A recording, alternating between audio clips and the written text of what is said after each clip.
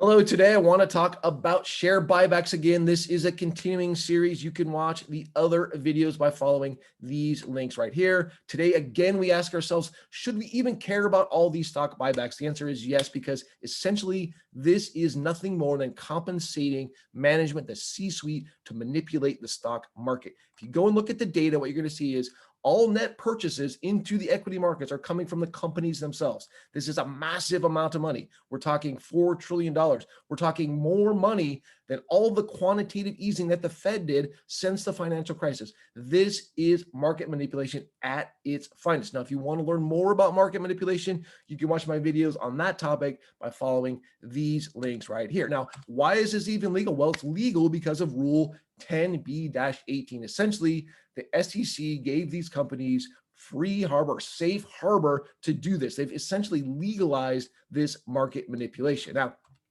if you go and look, this rule came into place in 1982. If you look here, as soon as the rule hits, then you see net equity issuance become negative. If this chart were extended, we would see this problem only exacerbate. So yes, lo and behold, as soon as this rule's out there, we see the pattern change. Now, why is the C-suite doing it like this? They're doing it for purely selfish reasons. They are manipulating the market to raise the price because their compensation is largely based on the stock price. They're not doing it to help the company. They're trying to help the company. They would take that money and use it to invest in innovation. They're not using it to pay employees or to hire better qualified employees. They're not helping them. They're not helping the economy. And if you look at the data, what you're going to see is when they do this market manipulation, that is when the C-suite sells. So in that week following the market manipulation price increase, that's when they dump their shares. Purely selfish, purely market manipulation, purely should not be legal. Now,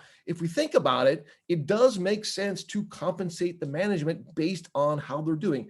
If they are, acting in the best interest of the company. Now, the problem here is what they're doing is they are buying shares back. So the shares outstanding lowers, which increases the price, but it does nothing to the market cap. If we truly wanted to align the actions of management and the company's interest, what we would do is say, look, we're going to tie your compensation to the market cap. So if the market cap goes up, your compensation goes up. Therefore, market manipulation isn't part of it, right?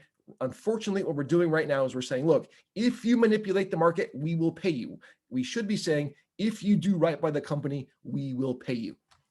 Happy trading out there. Thank you so much. That's it for today. I'm Brian Kozlowski.